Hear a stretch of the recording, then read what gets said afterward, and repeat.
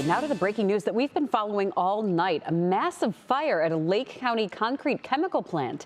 This viewer posted video by Steve Harvey shows a ball of flames going through the air. Incredible video, and these drone images are just wild to see, and we want to get to Austin Love, who has more live from Madison Village for the latest on this fire. Austin, good morning.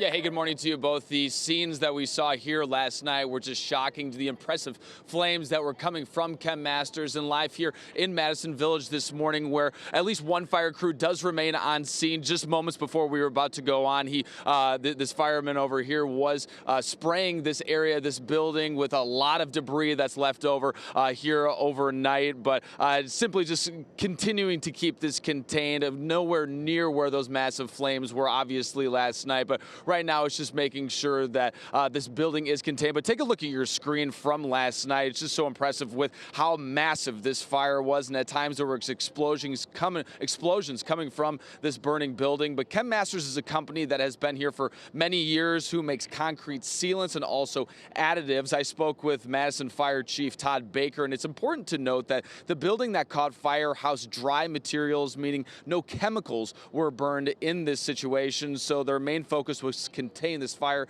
to this building and not allow it to spread to other harmful chemicals. Because of the size of the fire, water supply was one of the challenges, because big building, big fire requires big water, so that was a challenge. The location was also a challenge. There's one narrow entrance in and one narrow entrance out. And the biggest challenge was trying to protect the tank farms that are here that stored chemicals, as well as to contain the fire to the building of origin and not add any additional exposures.